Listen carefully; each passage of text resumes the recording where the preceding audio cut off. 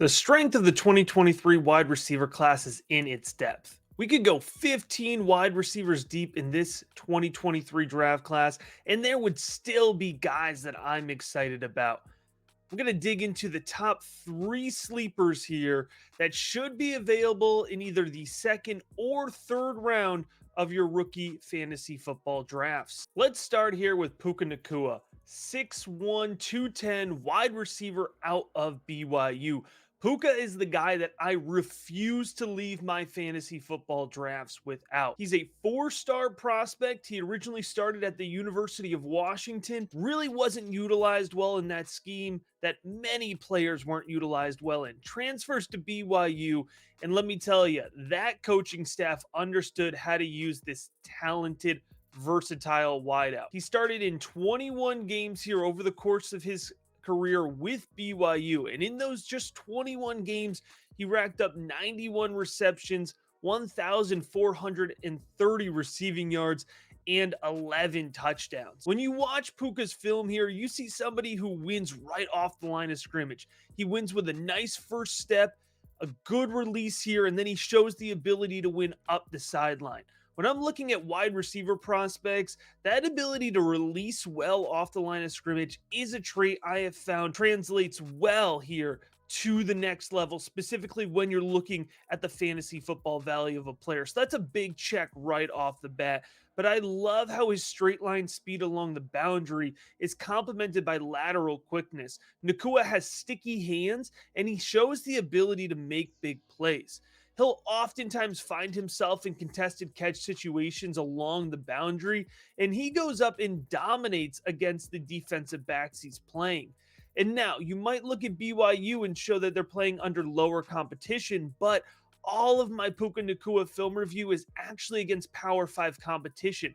So he's going here and doing it against some big name programs, even against Arkansas here. So BYU did find themselves playing even against SEC opponents. You look at his body control, and that's impressive. Whenever you can pair a big man with body control, that's another big check mark here for me when evaluating prospects. Now, when he's going up and winning those contested catch situations, this is a big thing. He's not just relying on his athleticism. He has consistently good body positioning. He's putting himself in a position to win. He understands how to utilize his body to create space, and he's not relying on winning at the catch point. That to me is what I really value in a contested catch wide receiver. But here's the game changer. Here's the game breaker. This is why I want Puka on all my fantasy football rosters.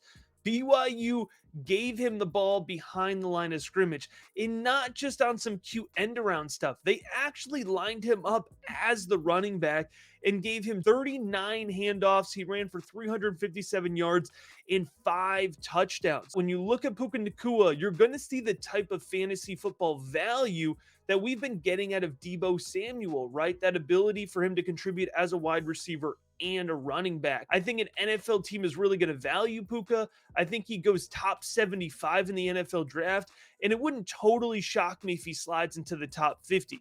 We're going to see how landing spot plays out here, but with a good volume projection here, he really could be a difference maker early on in his career. Next up is Boston College wideout Zay Flowers. Zay Flowers coming in at 5'10", 177, three-star recruit, 4-year starter for the Golden Eagles. I love Zay Flowers.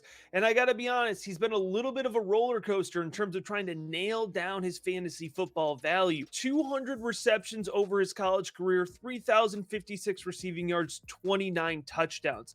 I need to emphasize here that those are huge numbers coming out of the Boston College offense. It's a run-first offense, and let's not sugarcoat it. It's a pretty boring offense, but Zay Flowers made it exciting to watch over the last couple of years here. On top of those receiving yards, he had 57 rushes for 345 yards and 2 touchdowns in his career. Flowers is a versatile weapon before and after the catch. He displays quickness and twitchy athleticism throughout his tape.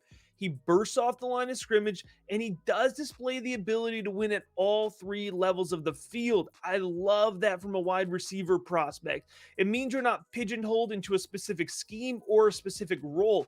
It also suggests to me that you have the ability to develop in terms of volume opportunity here over your first couple years in the NFL. He's got sticky hands and he consistently displays great ball tracking ability.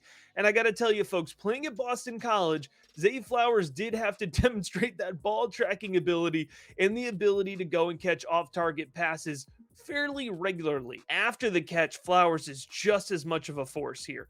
He displays great field vision. He can shake and slide past defenders in the open field.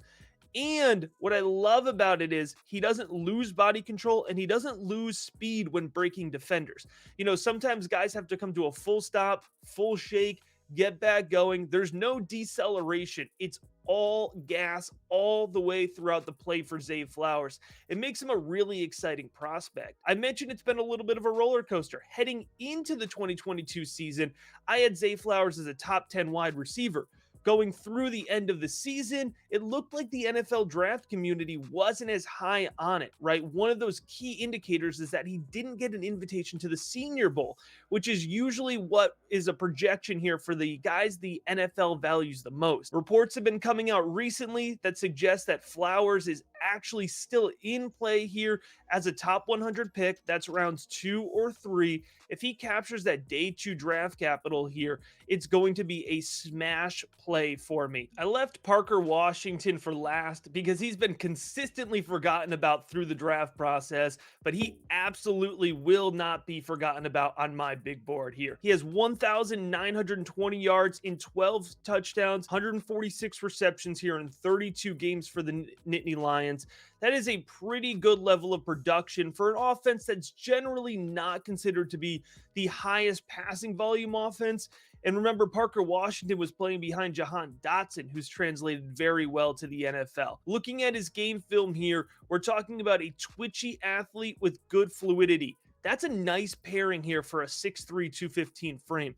Sharp footwork allows him to work through his routes very well, and he will break defenders in the open field after the catch. I love Washington's hands. We see reliability. He is consistent here, and that consistency does not drop off when taking contact here. Washington will extend his frame well. He'll go up and get the ball. He'll make himself a nice large target, which was needed in the Penn State passing attack these last couple of years. After the catch, great contact balance, nice field vision, good body control. Parker Washington is just outside the top 5 wide receivers for me, but I feel like he's being valued closer to a, borderline top 10 wide receiver. I'm going to be prioritizing him in the mid-second round of my fantasy football drafts, and you should be too.